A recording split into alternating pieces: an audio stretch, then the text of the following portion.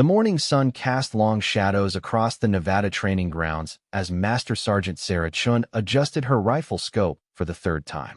Beside her, Staff Sergeant Maria Rodriguez checked her range cards with the precision of someone who had done this 1,000 times before. Both women wore the woodland camouflage of the Army's Special Operations Forces, their ghillie suits carefully prepared the night before with local vegetation. "You nervous?" Maria whispered, her breath creating small puffs in the cool desert air. Sarah shook her head, her dark eyes focused on the terrain ahead. 25 against 2? Those are pretty good odds. For us or for them? Maria grinned, sliding a fresh magazine into her M24 sniper rifle. The question hung in the air as both women settled into their hide positions.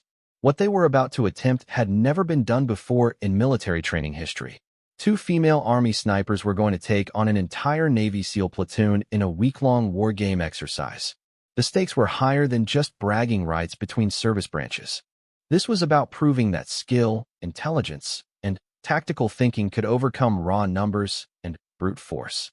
The idea for this unprecedented challenge had come from General Patricia Morrison, the first female commander of Joint Special Operations Command.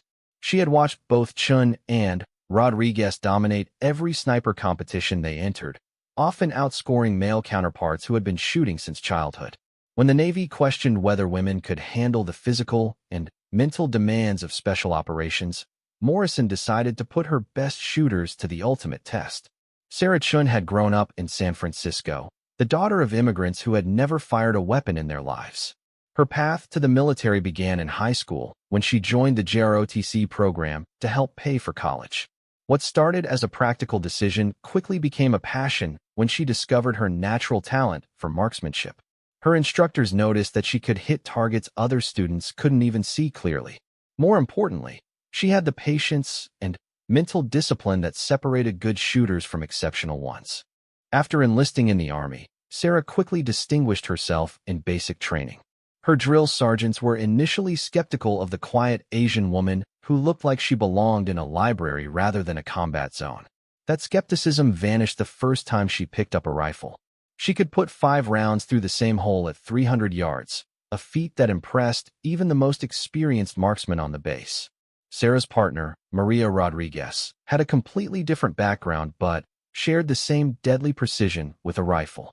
Growing up in rural Texas on her family's ranch, Maria had been hunting since she was 8 years old. Her father, a Vietnam veteran, had taught her that shooting was about more than just pulling a trigger. It was about reading wind patterns, understanding ballistics, and, most importantly, controlling your mind under pressure. Maria joined the Army after graduating from Texas A&M with a degree in engineering.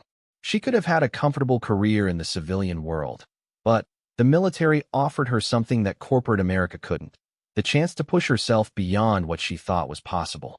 When she qualified for sniper school, she was one of only 3 women in a class of 47 students. She graduated second in her class, missing first place by a single point on the final exam. The 2 women had met during a joint training exercise at Fort Bragg 2 years earlier. Despite their different backgrounds, they had developed an almost telepathic understanding on the battlefield. Sarah was the calculator, able to make complex mathematical adjustments for wind, temperature, and humidity in seconds. Maria was the hunter, able to read terrain and predict enemy movement patterns with uncanny accuracy. Together, they formed one of the most effective sniper teams in the entire military. The challenge they now faced was unlike anything in their training manuals. Navy SEAL Team 7 was not just any group of special operators. Led by Lieutenant Commander Jake Morrison, they were fresh from a successful deployment in Afghanistan where they had eliminated several high-value targets without losing a single team member. These were not training soldiers or weekend warriors. They were combat veterans who had survived situations that would break most people. Lieutenant Commander Morrison had initially laughed when he received the briefing about the war game exercise. 2 women against his entire platoon? It seemed like a publicity stunt designed to prove some political point about gender equality in the military. His attitude changed when he read their service records. Chun and Rodriguez had kill ratios that rivaled any sniper team in special operations history. This was going to be a real fight. The rules of engagement were simple but challenging. The exercise would take place over 7 days in a 50-square-mile area of Nevada desert that included mountains, valleys, and abandoned buildings from old mining operations. The SEAL team's mission was to locate and eliminate both snipers while completing a series of objectives that included destroying mock enemy installations and gathering intelligence from hidden cache points. The women's mission was even more straightforward. Survive for 7 days while eliminating as many SEALs as possible using paintball markers that would simulate lethal hits. The exercise would be monitored by neutral observers from the Marine Corps, and every kill would be verified by multiple sources including body cameras and GPS tracking. What made the challenge particularly interesting was the equipment restrictions. Both teams would carry standard combat loads, meaning the SEALs couldn't bring heavy weapons or vehicles that would normally give them a decisive advantage. The women would have their sniper rifles, sidearms, and basic survival gear. Everything else would depend on their ability to live off the land and outsmart opponents who outnumbered them more than 12-1. As the sun climbed higher into the desert sky, Sarah adjusted her position slightly to avoid creating a shadow that might give away their location. She had spent the previous evening studying topographical maps of the area, identifying potential hide sites and escape routes.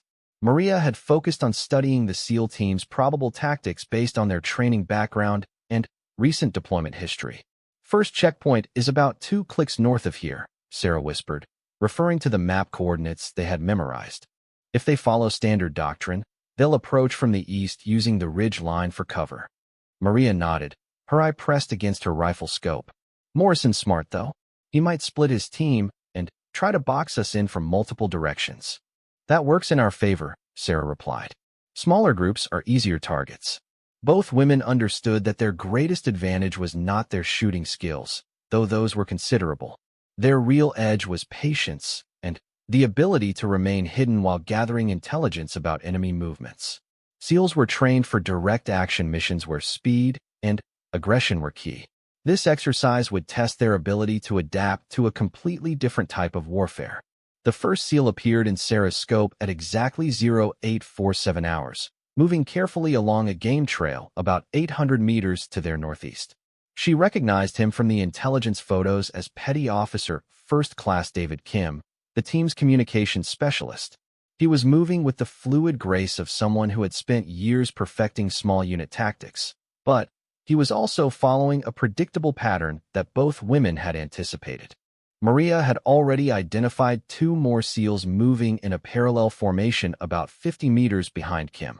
They were executing a standard reconnaissance pattern, sweeping the area methodically while maintaining visual contact with each other. It was good tactical movement for most situations, but it made them predictable to observers who understood their doctrine. I count 3 so far, Maria whispered. No sign of the main element yet. Sarah continued scanning the terrain through her scope, looking for the telltale signs that would reveal the positions of the remaining 22 SEALs. She knew that Morrison was too experienced to commit his entire force to a single axis of advance, but she also understood that SEALs preferred to concentrate their strength rather than spread out across a wide area.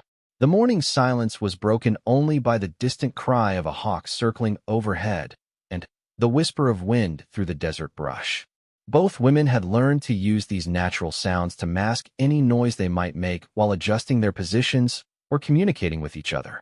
They had also learned to read the behavior of local wildlife, understanding that birds and small animals would react to the presence of other humans moving through their territory.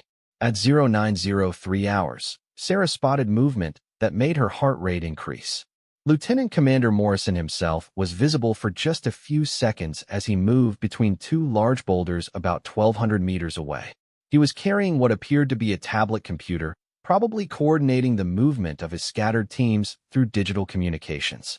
"Boss man is in play," Sarah whispered. 12 o'clock, long range. Maria shifted her position slightly to get a better view of the area Sarah had indicated. Through her scope, she could see the distinctive outline of Morrison's command group, including what appeared to be his senior enlisted advisor and at least 2 other SEALs carrying specialized equipment. Both women knew that eliminating Morrison early in the exercise would be a significant psychological blow to the SEAL team, but it would also reveal their position and invite immediate retaliation from the remaining members of his unit. The decision of when and where to take their first shots would set the tone for the entire week-long exercise. Range? Maria asked. 1,180 meters, Sarah replied after checking her calculations. Crosswind from the southwest at about 8 knots. Maria made the necessary adjustments to her scope, compensating for the distance and wind conditions. At that range, even the slightest error in calculation could result in a complete miss. More importantly, firing from their current position would give away their general location to any SEALs equipped with acoustic detection equipment. We wait, Sarah decided. Let them come to us. The decision to hold fire demonstrated the patient mindset that separated professional snipers from ordinary marksmen. Both women understood that their mission was not just to score kills, but to survive for 7 days against opponents who would become increasingly desperate and aggressive as their numbers decreased. As the morning progressed, the SEAL reconnaissance teams continued their methodical sweep of the area. Sarah and Maria remained motionless in their carefully prepared hide site, gathering intelligence about enemy movements while waiting for the perfect opportunity to strike. They watched as individual teams leapfrogged past their position, always maintaining overwatch and communication with each other. By noon, the desert heat was becoming a factor for everyone involved in the exercise. The temperature had risen to over 90 degrees, and both sides were dealing with the challenges of staying hydrated while remaining tactically effective. The SEALs had the advantage of numbers, allowing them to rotate personnel and share the physical burden of carrying heavy equipment across difficult terrain. The two women had no such luxury. They were carrying everything they needed for 7 days of independent operations, including water, food, ammunition, and specialized equipment for their sniper rifles. Every item in their packs had been carefully selected for its weight and utility, but the total load was still substantial for extended movement across mountainous desert terrain. Contact east, Maria whispered, spotting movement in a dry creek bed about 600 meters from their position. Through her scope, Sarah could see 4 SEALs moving in tactical formation along the bottom of the creek bed. They were using the natural terrain feature for concealment, but their movement was creating small dust clouds that were visible to anyone watching from higher ground. They're heading for Checkpoint Alpha, Sarah observed, referring to one of the objectives that both teams needed to locate during the exercise. This presented an interesting tactical decision. The women could attempt to ambush the 4-man SEAL team, but doing so would require them to leave their carefully prepared position and move to a new location. Alternatively, they could continue gathering intelligence and wait for a better opportunity later in the day. Maria was already calculating angles and distances for a potential engagement. I can take 2 of them from here. You'd need to reposition for the other 2. Sarah considered the options while continuing to monitor the SEAL team's movement through her scope. The 4 men were moving with confidence, suggesting they believed the area was clear of enemy activity. Their formation was tight enough to allow for mutual support, but it also made them vulnerable to accurate fire from an elevated position. The decision was made for them when Sarah spotted additional movement on the far side of the creek bed. Wait, she whispered. More players coming to the party. 8 more SEALs were approaching the checkpoint from a different direction, moving in 2 4-man teams with about 100 meters of separation between them. If the women opened fire on the first group, they would find themselves caught between multiple enemy elements with limited escape routes. Patience pays, Maria murmured, relaxing her grip on her rifle. As the afternoon wore on, both women continued their careful observation of SEAL movement patterns. They identified the locations of at least 18 of the 25 team members, noting their equipment loadouts, communication procedures, and apparent mission priorities. This intelligence would be crucial for planning future engagements when the tactical situation was more favorable. The sun was beginning to set behind the western mountains when Sarah finally identified the opportunity they had been waiting for all day. A 3-man SEAL team had established an observation post on a ridge line about 900 meters away, apparently watching the same checkpoint area that had attracted so much attention throughout the afternoon. The first shot cracked across the desert at 1847 hours, just as the setting sun painted the western sky in shades of orange and red. Maria's bullet struck Petty Officer Second Class Tommy Rodriguez square in the chest, the paintball marker leaving a bright yellow splatter across his tactical vest. Before his two teammates could react, Sarah's rifle spoke from a position 30 meters to Maria's left, dropping Seaman First Class Alex Chun with a perfect headshot at 912 meters. The third SEAL, Chief Petty Officer Marcus Washington, dove behind a boulder as the reality of their situation became clear. These were not lucky shots from amateur marksmen. The precision and timing of the engagement indicated they were facing professional snipers who had been watching their every move for hours. Sniper, sniper, sniper. Washington's voice crackled over the SEAL team's radio network as he pressed himself against the rocky cover. Two shooters, elevated position, grid coordinates 3, 7, 4, 5, 2, 1. Rodriguez and Chun are down. Within seconds, the radio exploded with traffic as Lieutenant Commander Morrison began coordinating his response. The exercise had just become deadly serious for the remaining 23 members of his team. Two of his most experienced operators had been eliminated in a matter of seconds, and the enemy was still out there, probably already moving to a new position.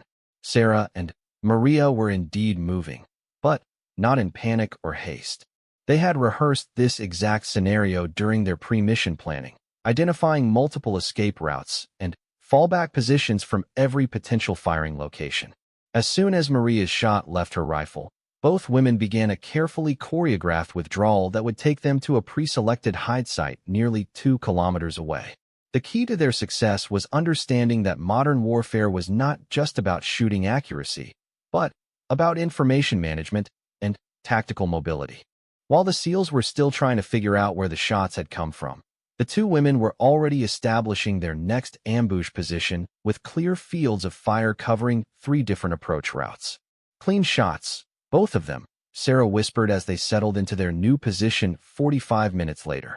They had covered the distance using terrain masking and natural concealment, moving in short bounds while constantly checking for signs of pursuit. Maria was already scanning their back trail through her rifle scope, looking for any indication that the SEALs had managed to track their movement. Morrison's going to be pissed. Those were 2 of his senior guys. She was right.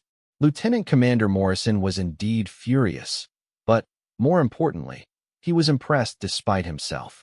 The engagement had demonstrated a level of tactical sophistication that he had not expected from Army personnel, regardless of their reputation.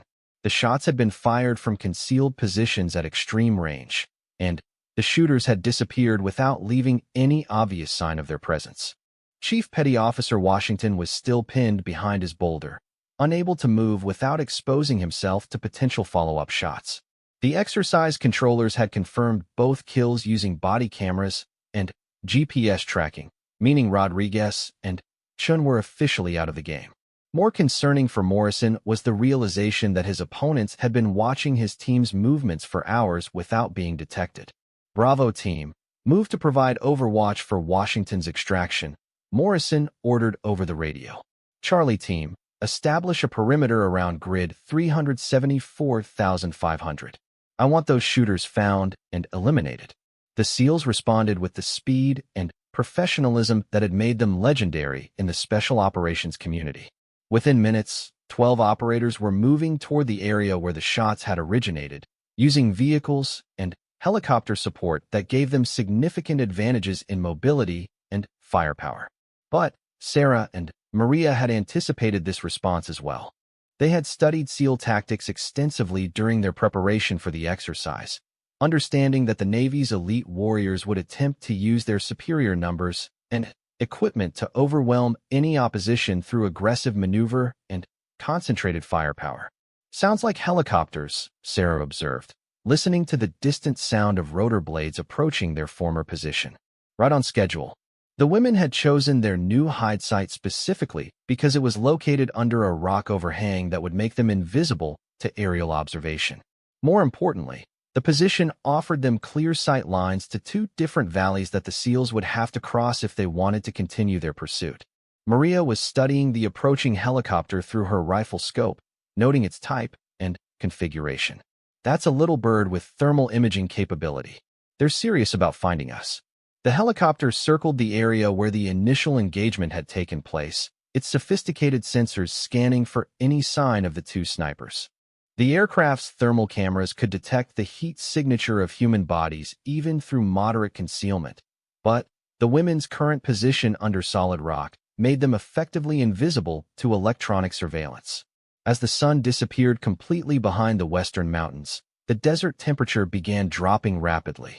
This created additional challenges for both sides, as the cold would affect rifle accuracy and make movement more difficult in the darkness. However, the temperature change also created thermal layering in the atmosphere that would interfere with the helicopter's sensors. First night is always the hardest, Maria commented as she adjusted her position to maintain circulation in her legs. Both women were prepared for the physical discomfort of extended surveillance operations, but spending the night in a rocky hide site while being hunted by 23 highly trained opponents would test their mental and physical endurance. Sarah was monitoring multiple radio frequencies, gathering intelligence about SEAL movement patterns and tactical plans. The enemy's communications were encrypted, but their movement patterns and timing revealed important information about their intentions and capabilities. "They're establishing a patrol base about 3 clicks north of here," Sarah reported after listening to several minutes of radio traffic. "Sounds like Morrison is planning to wait until morning before continuing the search." This was good news for the two women, as it gave them time to rest and plan their next moves without the immediate pressure of an active pursuit. However, it also indicated that Morrison was thinking strategically about the week-long exercise rather than simply trying to achieve quick revenge for his fallen teammates. As the night deepened, both sides settled into the routine of extended field operations. The SEALs established security perimeters around their patrol base, rotating guards, and maintaining radio watches while trying to get some rest before the next day's operations. The two women took turns monitoring potential approach routes while catching brief periods of sleep in their uncomfortable but secure position. At 0230 hours, Maria spotted movement in the valley below their hide site. Two figures were moving carefully along a dry creek bed, using night vision equipment to navigate the rocky terrain. The movement pattern and equipment signature identified them as SEALs conducting a reconnaissance patrol, probably trying to locate signs of the women's passage from the previous evening. "Contact below," Maria whispered, gently shaking Sarah awake. Two players moving north to south through the creek bed. Sarah immediately became alert, reaching for her rifle while Maria continued tracking the two SEALs through her night vision scope. The enemy soldiers were moving with professional skill, but they were also following a predictable route that brought them within range of the women's position. "Range 800 meters and closing," Maria reported quietly. "They're following the creek bed just like we thought they would." Both women had anticipated this possibility during their pre-mission planning. The creek bed was the most logical route for anyone trying to move through the area undetected, which made it an ideal location for an ambush. However, engaging targets at night with limited visibility would be significantly more challenging than their daylight shots from the previous evening. Sarah studied the approaching SEALs through her rifle scope, noting their movement pattern and equipment. "That's Petty Officer Williams in the lead. I recognize his walk from the intelligence photos." Williams was indeed leading the two-man patrol, using hand signals to communicate with his partner as they moved through the rocky terrain. Both SEALs were carrying suppressed rifles and wearing full night vision equipment, making them formidable opponents in the darkness. The tactical problem facing Sarah and Maria was complex. They could attempt to engage the two SEALs, but muzzle flashes from their rifles would be visible to anyone using night vision equipment.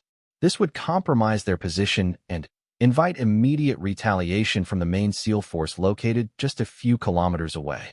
Alternatively, they could allow the patrol to pass without engagement, maintaining their concealment while gathering intelligence about enemy search patterns. This was the more conservative option, but it also meant missing an opportunity to reduce the odds against them. "Your call," Maria whispered, deferring to Sarah's position as the senior sniper. Sarah considered the options while continuing to track the SEALs through her rifle scope.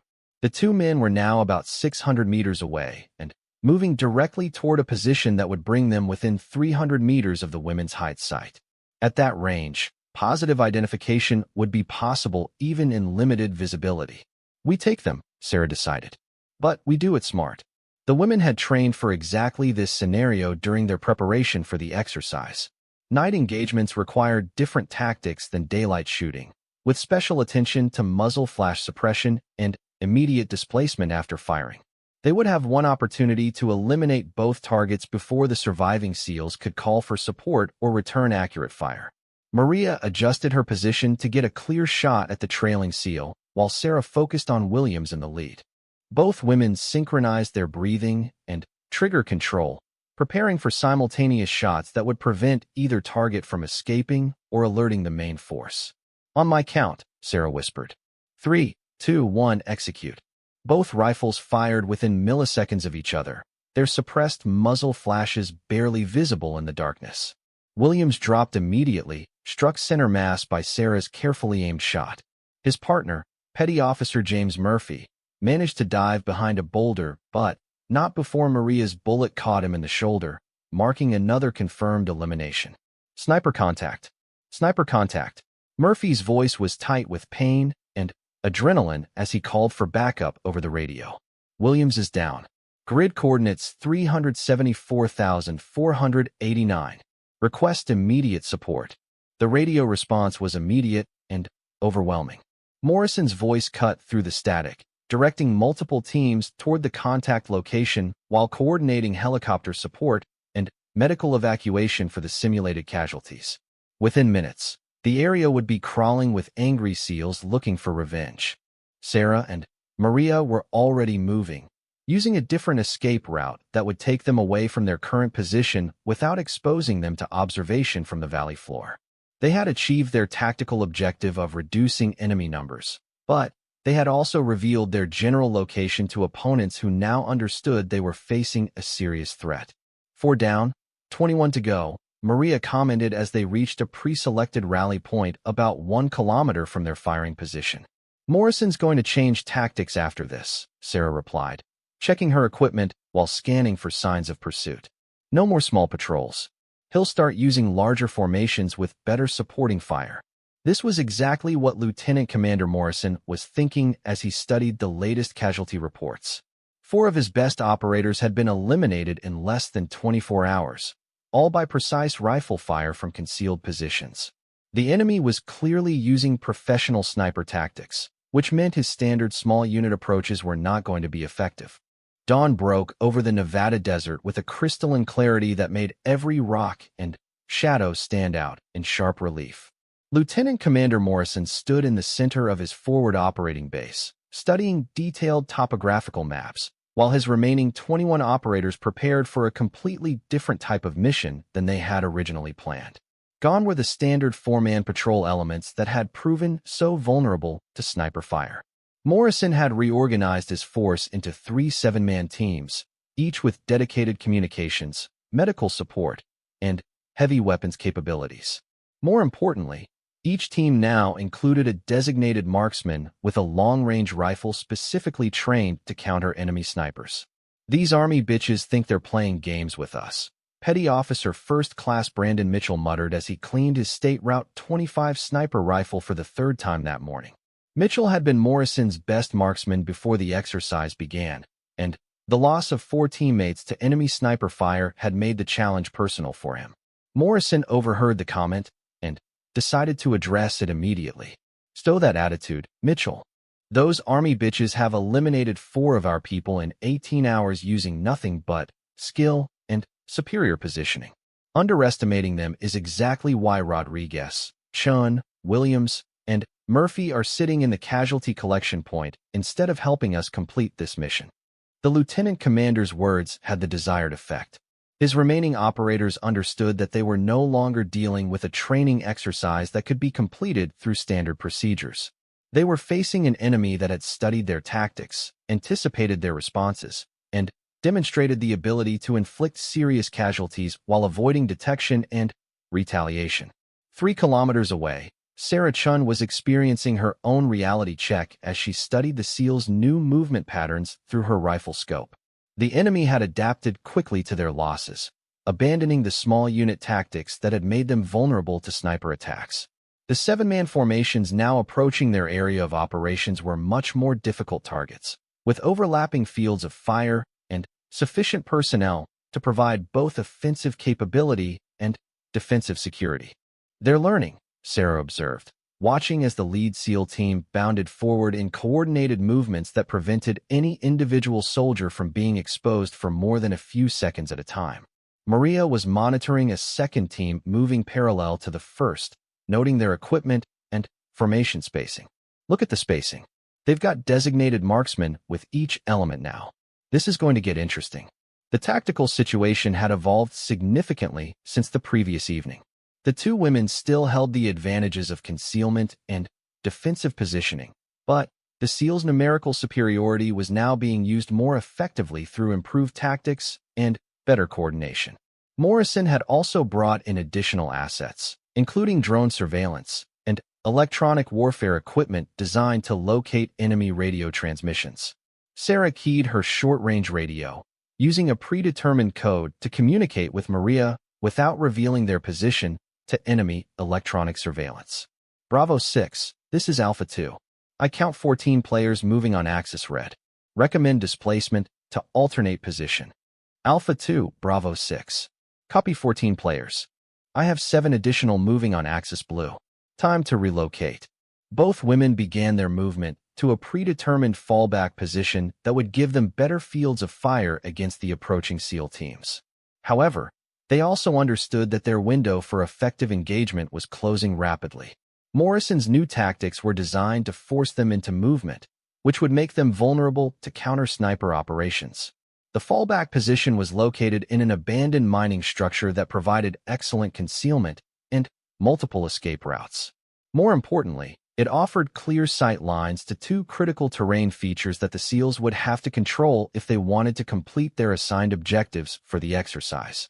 As the two women settled into their new position, they could hear the distant sound of helicopter rotors indicating that Morrison was also using aerial assets to support his ground operations. The helicopters were flying search patterns designed to locate enemy positions while providing immediate fire support if contact was made. "Sounds like two birds," Maria observed, listening to the distinctive engine noise. "Probably little birds with door gunners." Sarah was already calculating the implications of aerial support for their defensive plans. Helicopters would complicate any future movement, but they also represented high-value targets if the opportunity arose to engage them with small arms fire. More immediately, the aircraft would make it much more difficult for the women to move between positions without being detected. At 0847 hours, the first SEAL team reached the edge of the mine complex where Sarah and Maria had established their new position. Petty Officer Mitchell was in the lead, using his sniper rifle to scan potential hide sites while his teammates provided security and communication support. Through her rifle scope, Sarah could see Mitchell's face clearly as he studied the abandoned buildings and mining equipment. He was obviously an experienced marksman, moving with the careful precision of someone who understood both the capabilities and limitations of long-range shooting. More concerning was the fact that he was looking in exactly the right places to locate concealed sniper positions. "Target marksman, 300 meters, Sarah whispered to Maria. "He knows what he's doing." Maria had already identified Mitchell as the primary threat among the approaching SEALs. "I see him. Problem is, if we take the shot from here, we'll be trapped in this position when his teammates respond." The tactical dilemma was becoming clear. Mitchell and his team were moving methodically toward positions that would allow them to observe and engage the women's hide site, but eliminating him would reveal their location to the two other SEAL teams that were moving to flank their position from different directions. Sarah made a decision that would have surprised many military tacticians. Instead of engaging the immediate threat, she chose to wait and observe, gathering intelligence about enemy capabilities while looking for a more advantageous engagement opportunity. "Patience," she whispered. "Let them come to us." This decision proved to be tactically sound when, 10 minutes later, all three SEAL teams converged on predetermined positions that effectively surrounded the mine complex. Morrison had executed a textbook encirclement maneuver, using his superior numbers to eliminate most of the women's escape routes while maintaining the ability to concentrate fire on their suspected position. Well, "This is interesting," Maria commented as she observed SEAL positions through her scope. "They've got us boxed in pretty good." Sarah was studying the enemy positions carefully, looking for weaknesses in what appeared to be a well-coordinated tactical plan. Maybe they just concentrated their force in one place where we can do more damage. What Sarah had realized was that Morrison's encirclement strategy, while tactically sound, had also created an opportunity for devastating counterattack if executed properly. The three SEAL teams were close enough to provide mutual support, but they were also concentrated in an area where accurate rifle fire could potentially eliminate multiple targets in a single engagement. The key was timing and target selection. Sarah and Maria would need to coordinate their fire to achieve maximum effect, while maintaining enough mobility to escape before the surviving SEALs could organize effective return fire. "I count 7 targets in the northern position," Sarah whispered, studying the SEAL team that Mitchell was leading. "Another 6 in the eastern approach, and 8 more moving up from the south." Maria was calculating angles and distances from their current position to each of the enemy formations. Range to the nearest targets is 200 meters. Maximum range is about 400.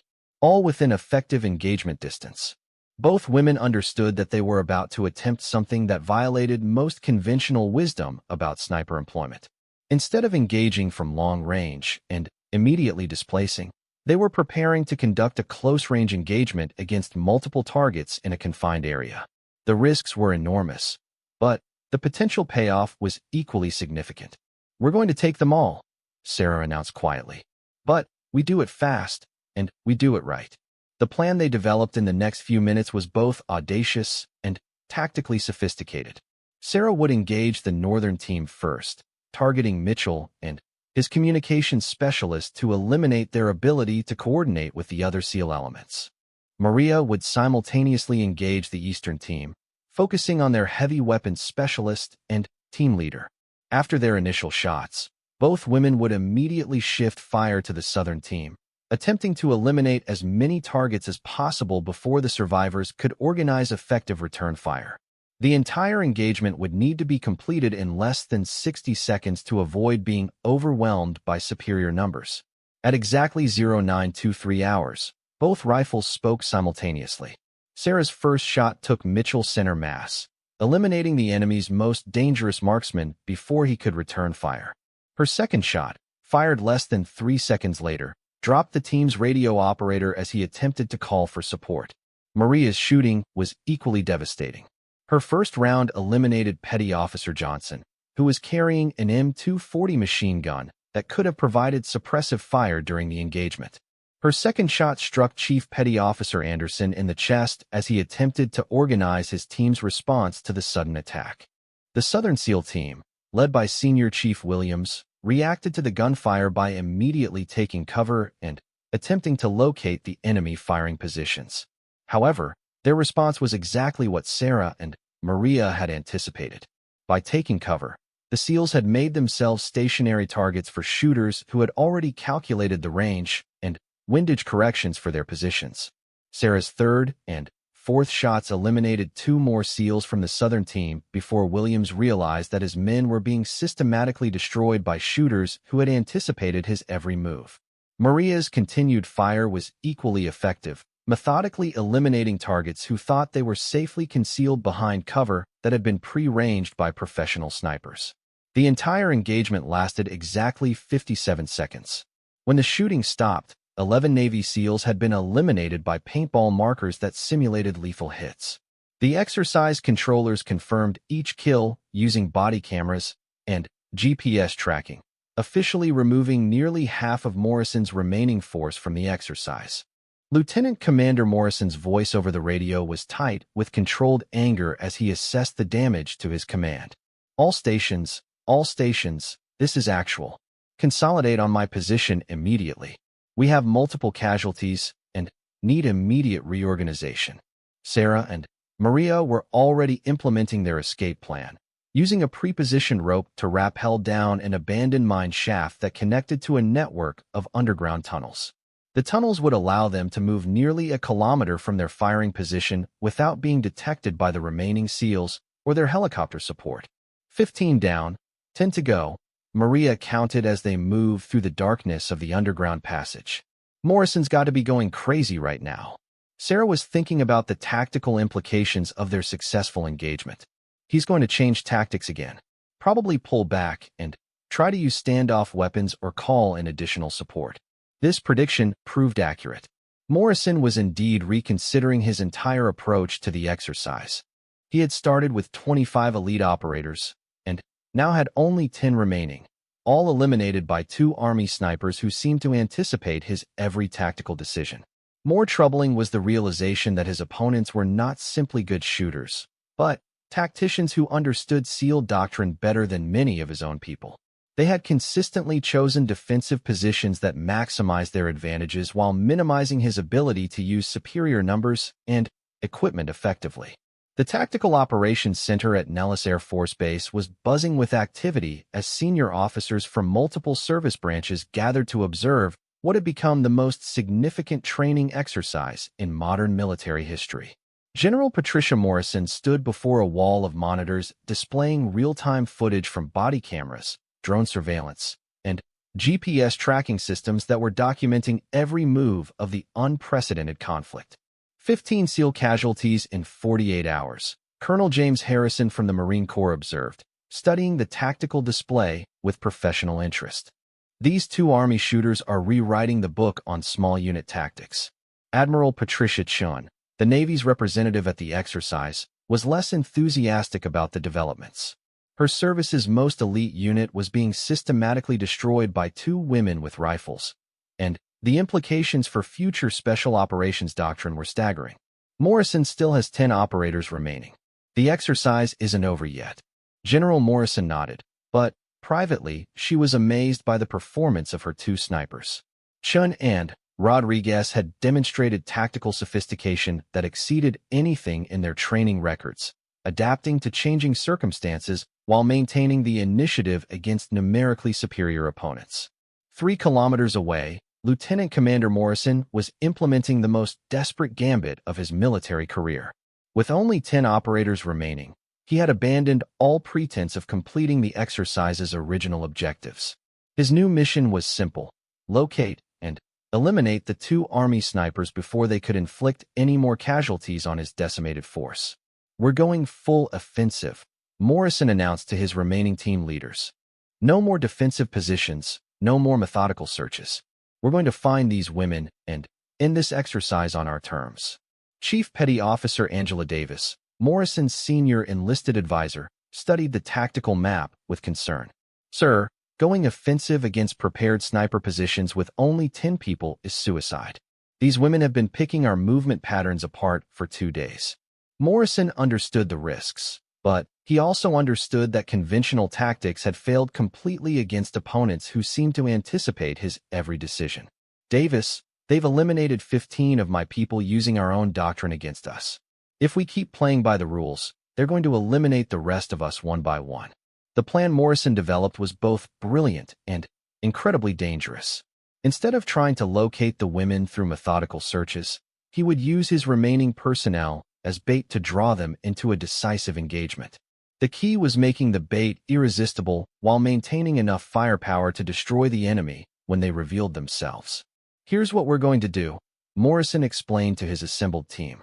"We're going to split into 2 elements. Davis will take 4 people and move toward Checkpoint Charlie like we're trying to complete the original mission. The movement will be obvious and vulnerable, designed to attract sniper fire." Chief Davis immediately understood the plan's implications. "While we're drawing their attention, you'll be moving to flank their position with the other 5 operators." "Exactly. When they engage your element, I'll have their location and can coordinate our response accordingly. It's risky, but it's our best chance to turn this exercise around." Sarah and Maria were indeed monitoring SEAL communications from their current position in a rocky outcrop overlooking 3 different valleys. The enemy's radio traffic had become more frequent and less disciplined, indicating increased stress levels among Morrison's remaining personnel. "They're planning something different," Sarah observed, listening to the encrypted communications through their electronic surveillance equipment. Morrison's voice patterns suggest he's implementing a new tactical plan. Maria was studying the terrain through her rifle scope, looking for signs of SEAL movement in the areas where they had previously encountered enemy forces. After losing 15 people, he's got to try something desperate. The question is whether he's desperate enough to make a mistake we can exploit. The two women had spent the previous evening analyzing their tactical situation and developing contingency plans for various SEAL responses. They understood that Morrison was an experienced officer who would eventually adapt to their methods, potentially creating dangerous situations that would test their skills and preparation. At 1,034 hours, the SEAL bait team, led by Chief Davis, became visible as they moved across open ground toward one of the remaining checkpoint objectives. Their movement was obviously tactical, but it was also deliberately exposed, presenting clear targeting opportunities for any snipers observing the area. 5 targets moving in the open, Maria reported, tracking the SEAL formation through her rifle scope. Range 1,100 meters, and closing. Something feels wrong about this. Sarah was studying the same targets while simultaneously scanning surrounding areas for signs of additional enemy activity. The SEAL movement pattern was too obvious, too vulnerable for operators who had demonstrated professional competence throughout the exercise. It's a trap. They're trying to draw us into an engagement while Morrison flanks our position with his remaining people. This realization presented both women with a complex tactical problem.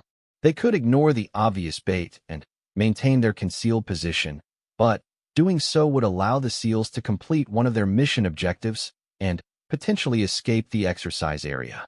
Alternatively, they could engage the bait team while attempting to locate and counter Morrison's flanking maneuver. Your call, Maria said, deferring to Sarah's position as the senior sniper. We can take 3 or 4 of them before the survivors reach cover, but Morrison's going to be looking for our muzzle flashes. Sarah was calculating distances and angles while considering the tactical implications of various courses of action. We engage, but we do it smart. You take the bait team from here. I'll reposition to cover our flanks and engage Morrison when he reveals himself. The plan required split-second timing and perfect coordination between the two women. Sarah would move to a secondary position that covered their potential escape routes while Maria engaged the obvious targets. When Morrison's flanking force revealed themselves, Sarah would be positioned to eliminate them before they could coordinate effective return fire. Go, Sarah whispered, beginning her movement to the alternate position while Maria prepared for long-range engagement of the SEAL bait team. Maria's first shot struck Chief Davis center mass at 1,047 meters, dropping the senior SEAL before she could react to the threat. Her second shot eliminated Petty Officer Carter 3 seconds later as he attempted to take cover behind a small boulder. The remaining 3 SEALs scattered, but Maria's third and fourth shots found their targets before they could reach effective concealment. Petty Officer First Class Sean Murphy, the sole survivor of the bait team, pressed himself against a rocky outcrop while calling frantically for support. Sniper contact. Sniper contact. Davis is down. Request immediate assistance at grid coordinates 374,612. Morrison's response was immediate and exactly what Sarah had anticipated. Murphy, maintain your position and mark the sniper location. Bravo team is moving to provide support. Through her rifle scope, Sarah could see Morrison's flanking team moving rapidly across a ridge line about 800 meters from Maria's firing position. The 5 SEALs were advancing in tactical formation, but their movement was predictable for anyone who understood their likely approach routes and timing. Bravo 6, Alpha 2, Sarah whispered into her radio. I have 5 players moving on your eastern flank. Recommend immediate displacement after your next shot. Maria fired her 5th shot, eliminating Murphy and completing the destruction of the bait team. Copy displacement. Moving to rally point 3. Sarah was already tracking Morrison's team through her rifle scope, calculating range and wind corrections for an engagement that would determine the outcome of the entire exercise. If she could eliminate Morrison and his remaining operators, the exercise would be over with a complete victory for the Army snipers. However, if Morrison reached Maria's previous firing position before she could engage him effectively, the situation would become much more dangerous. At 1,052 meters, Lieutenant Commander Morrison presented a clear target as he bounded forward to coordinate his team's assault on Maria's suspected position. Sarah's shot was perfect, striking Morrison's center mass, and officially eliminating the SEAL team's commanding officer from the exercise. The psychological impact on the remaining 4 SEALs was immediate and devastating. Without Morrison's leadership, the surviving operators found themselves leaderless in hostile territory against opponents who had just demonstrated their ability to eliminate targets at extreme range with deadly precision. Petty Officer First Class Mike Thompson, now the senior surviving SEAL, attempted to coordinate a withdrawal while calling for helicopter extraction. All stations, this is Thompson. Actual is down. Request immediate extraction at LZ Bravo.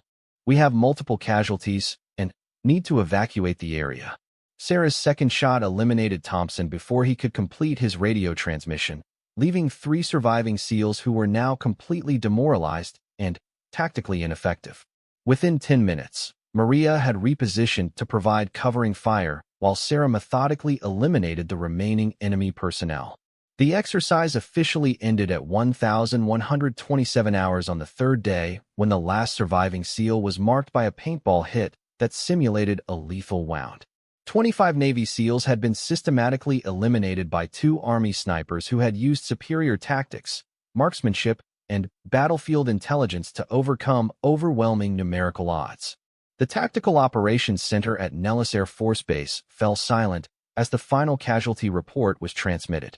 General Morrison looked around the room at officers from multiple service branches who were struggling to comprehend what they had just witnessed. "Ladies and gentlemen," General Morrison announced, "we have just observed a complete paradigm shift in special operations warfare. 2 individuals with the right training, equipment, and tactical understanding have defeated an entire SEAL platoon without suffering a single casualty."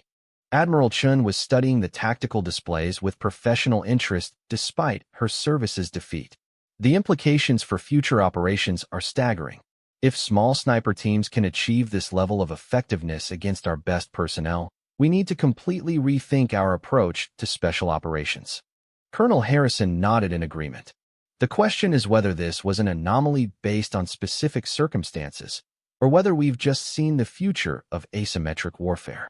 Sarah Chun and Maria Rodriguez were asking themselves 6 months after the Nevada exercise. The Pentagon's largest conference room was packed with senior officers from all service branches, congressional representatives, and defense contractors who had come to hear the official analysis of what military historians were already calling the most significant training exercise of the 21st century. General Patricia Morrison stood at the podium, looking out at an audience that included some of the most powerful people in the American military establishment. Behind her, multiple screens displayed detailed tactical maps, statistical analyses, and video footage from the exercise that had fundamentally changed how the military viewed special operations. The results speak for themselves. General Morrison began, gesturing toward a graph showing casualty ratios that defied conventional military wisdom. 2 Army snipers eliminated 25 Navy SEALs over the course of 72 hours without suffering a single casualty. This was not luck, accident, or favorable circumstances. This was the result of superior preparation, tactical innovation, and individual skill. In the 3rd row, Sarah Chun and Maria Rodriguez sat in their dress blue uniforms, both wearing the Distinguished Service Cross that had been awarded to them 3 weeks earlier in a ceremony at the White House. The recognition had been swift and decisive, with President Biden personally presenting the decorations while praising their achievement as a demonstration of American military excellence. However, not everyone in the military community had been supportive of the publicity surrounding their success.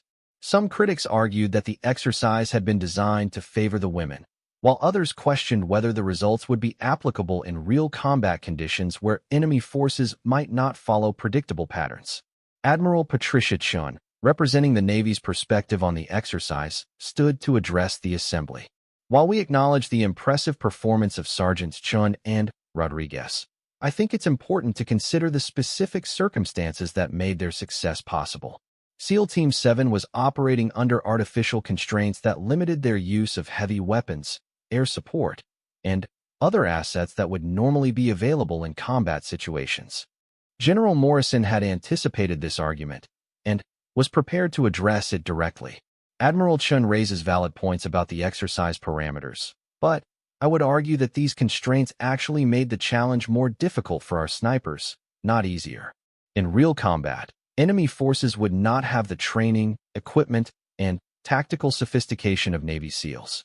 The fact that two individuals could defeat our most elite warriors under any circumstances demonstrates capabilities that have profound implications for future operations. The debate that followed revealed deep philosophical divisions within the military about the future of special operations and the role of individual skill versus technological superiority in modern warfare. Some officers argued that the exercise proved the continued importance of basic marksmanship and tactical training, while others maintained that technology and overwhelming firepower remained the keys to military success. Dr. Michael Harrison, a defense analyst from the RAND Corporation, presented a detailed statistical analysis of the exercise that addressed many of the technical questions raised by critics. Our analysis indicates that the success rate achieved by the two Army snipers was approximately 800% higher than historical averages for similar scenarios. Even accounting for favorable circumstances, their performance represents a statistical anomaly that suggests exceptional individual capability combined with innovative tactical approaches. Behind the statistics and strategic discussions, Sarah and Maria were dealing with personal challenges that came with their sudden fame. Both women had received dozens of interview requests, book deals, and speaking engagements that would have made them wealthy if they chose to leave the military.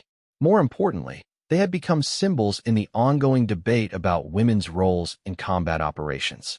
"The pressure is insane," Maria confided to Sarah during a break in the proceedings.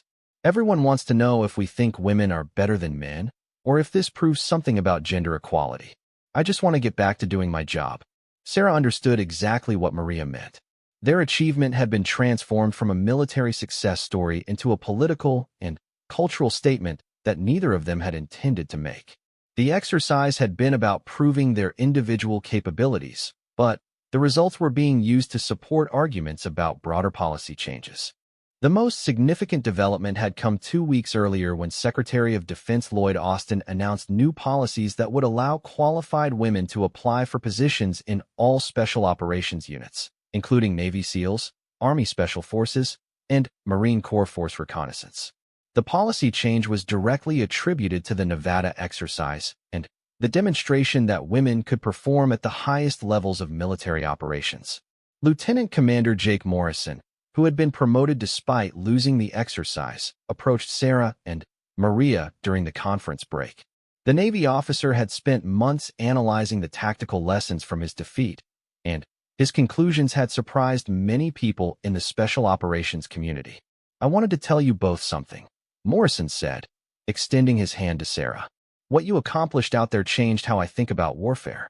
I've been a SEAL for 12 years, and I thought I understood tactics and small unit operations. You taught me that there's always more to learn." Sarah shook his hand, appreciating the professional respect behind his words. "You adapted quickly to our methods. If the exercise had lasted another few days, you might have found ways to counter our advantages." "Maybe," Morrison replied.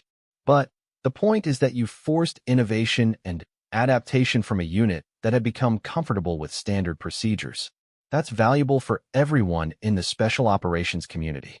The conversation was interrupted by Dr. Jennifer Walsh, a military psychologist who had been studying the exercise's implications for training and personnel selection. "Sergeants Chun and Rodriguez, I've been analyzing the psychological factors that contributed to your success. Would you be willing to participate in a research program designed to identify and develop similar capabilities in other personnel?" Maria looked skeptical. "What kind of research are we talking about?" "We want to understand what combination of personality traits, training methods, and tactical thinking allowed you to achieve such exceptional results. The goal is to improve selection and training procedures for all special operations personnel, not just snipers." Sarah was interested in the research possibilities, but she also had concerns about being treated as laboratory subjects rather than operational soldiers.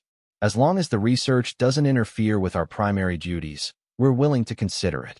The afternoon session of the conference focused on specific tactical lessons that could be applied to future operations. Multiple speakers presented analyses of sniper tactics, electronic warfare applications, and terrain utilization techniques that had emerged from studying the Nevada exercise. Colonel James Sullivan from the Army's Special Operations Command delivered what many attendees considered the most important presentation of the day. The exercise demonstrated that properly trained and equipped two-person sniper teams can achieve strategic effects that previously required much larger forces. This has implications for everything from budget allocation to force structure planning. The economic implications were indeed significant. If small sniper teams could achieve the same results as larger conventional forces, the military could potentially save billions of dollars while improving operational effectiveness. However, this approach would require identifying and training personnel with the exceptional capabilities demonstrated by Chun and Rodriguez. General Morrison returned to the podium for her closing remarks, looking directly at Sarah and Maria as she spoke. The most important lesson from this exercise is not about gender, technology, or tactics. It's about the continued importance of individual excellence in military operations. These two soldiers proved that preparation, skill, and intelligent thinking can overcome almost any disadvantage. She paused, looking around the room at the assembled military leadership. The question we must ask ourselves is whether we're doing everything possible to identify, train, and employ personnel with similar capabilities. Are we providing our people with the tools and training they need to achieve this level of excellence? Are we creating institutional cultures that reward innovation and tactical thinking? As the conference concluded, Sarah and Maria found themselves surrounded by officers from multiple services who wanted to discuss the technical details of their success. However, both women were thinking about simpler things, returning to their units, continuing their training, and preparing for whatever challenges their careers might bring. So what's next for us? Maria asked as they walked through the Pentagon corridors toward their transportation back to Fort Bragg. Sarah was thinking about a conversation she had had with General Morrison the previous week about new training programs and operational assignments. I think we're going to be busy for a while. There are a lot of people who want to learn what we know, and there are probably missions that could use our particular skills. As long as we're still shooting, and not just talking about shooting, I'm good with whatever comes next, Maria replied. 3 years later, the tactical innovations developed by Sarah Chun and Maria Rodriguez had been incorporated into training programs throughout the American military. Both women had been promoted multiple times and were leading advanced sniper programs that were producing a new generation of highly skilled marksmen. The Nevada exercise had also influenced military thinking far beyond the United States. Allied nations had implemented similar training programs, while potential adversaries had developed new tactics designed to counter the threat posed by highly skilled sniper teams operating in small formations. Most importantly, the exercise had demonstrated that individual excellence and tactical innovation remained crucial factors in military success, regardless of technological advancement or numerical superiority. The two women who had started as unknown Army sergeants had become symbols of what was possible when skill, preparation, and determination were combined with institutional support and innovative thinking. The debate about their achievement continued in military schools, think tanks, and operational units around the world. However, Sarah and Maria were no longer concerned with proving anything to anyone. They had answered the question of whether two people could defeat 25, and they had moved on to new challenges and responsibilities. The Nevada desert had witnessed something unprecedented in military history, but it had also demonstrated timeless truths about warfare that would remain relevant as long as nations maintained armed forces. Individual skill, tactical intelligence, and the will to win would always be more important than numbers alone. As Sarah Chun looked back on the exercise that had changed her life, she realized that the most important victory had not been defeating the Navy SEALs. It had been proving to herself and others that excellence was possible regardless of circumstances, background, or expectations. That lesson would serve her well in whatever challenges lay ahead in her continuing military career. The exercise was over, but its legacy would continue to influence American military doctrine for decades to come. Two female snipers had taken on 25 Navy SEALs and emerged victorious, but more importantly, they had demonstrated the continued relevance of individual excellence in an increasingly technological age. The question was no longer whether such achievement was possible, but how many others could be trained to reach similar levels of capability. That challenge would define the next chapter of American Special Operations development and ensure that the lessons learned in the Nevada desert would benefit future generations of military personnel. Similar questions as they emerged from their final hide site to signal the exercise controllers. They had accomplished something that many military experts would have considered impossible, but they also understood that their success had been based on specific advantages that might not be available in real combat situations. So what happens now? Maria asked as they walked across the desert toward the extraction point where helicopters were waiting to transport them back to the base. Sarah was thinking about the broader implications of their success for women in combat roles and the future of military tactics. Now we find out whether the military is ready to accept what we just proved, or whether they're going to dismiss this as a training anomaly that doesn't apply to real warfare. The answer to that question would determine not just their personal careers, but potentially the entire future of American military doctrine and the role of women in special operations. The Nevada desert had just witnessed a demonstration that would be studied and debated by military professionals for decades to come. As the helicopters approached their landing zone, both women knew that their lives and careers would never be the same. They had proven something that many people had believed was impossible, but they had also created expectations and challenges that would follow them for the rest of their military service. The exercise was over, but the real battle for recognition and acceptance was just beginning. As the two women emerged from the tunnel system nearly 2 kilometers from the mine complex, they could see helicopters circling the area where the engagement had taken place. Morrison was obviously trying to locate them using aerial reconnaissance, but their underground movement had made tracking impossible. Time for Phase 2, Sarah announced as they reached a pre-positioned cache of additional ammunition and supplies. The cache also contained detailed intelligence about the remaining SEAL objectives, information that would allow them to predict Morrison's future movements and plan ambushes accordingly. Maria was studying the intelligence documents while Sarah checked their equipment and ammunition status. Looks like Morrison needs to secure 3 more checkpoints to complete his mission. We can probably predict which routes he'll use based on the terrain and his remaining personnel. The tactical advantage was shifting even further in favor of the two women.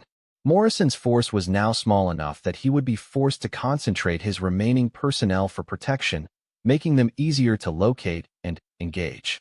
More importantly, the psychological impact of losing 15 operators in less than 48 hours was beginning to affect the morale and decision-making of the survivors.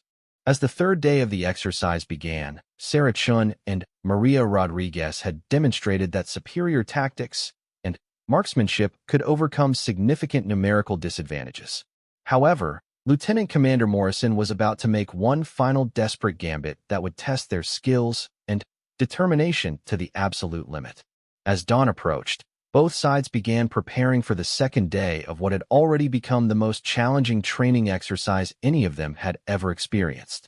The SEALs had learned to respect their opponent's capabilities, while the two women had demonstrated that skill and preparation could overcome significant numerical disadvantages. The real test was just beginning. Morrison was about to implement new tactics specifically designed to counter sniper operations, while Sarah and Maria were planning their most ambitious engagement yet. The Nevada desert was about to witness a masterclass in advanced military tactics as both sides adapted to the lessons learned during their first deadly encounters. By sunrise, the exercise had evolved from a simple training scenario into something approaching actual combat. The stakes were no longer just about service rivalry or gender politics. This was about proving which approach to warfare was more effective: technological superiority and overwhelming force, or individual skill and tactical intelligence. The answer would determine not just the outcome of a training exercise, but potentially the future direction of American Special Operations doctrine. 3 targets, elevated position, Sarah whispered. They're static and focused on the wrong area. Maria studied the target through her scope, noting the SEALs' positions and the terrain around their observation post. Long shot, but doable. Multiple escape routes available if we move immediately after firing. Both women began their final preparations for what would be their first engagement of the exercise. Sarah calculated the precise range and wind corrections needed for a shot at that distance, while Maria identified the sequence of targets that would prevent any of the SEALs from escaping or calling for immediate assistance. The moment of truth was approaching as the desert prepared for another cold night. Tomorrow, the real hunt would begin.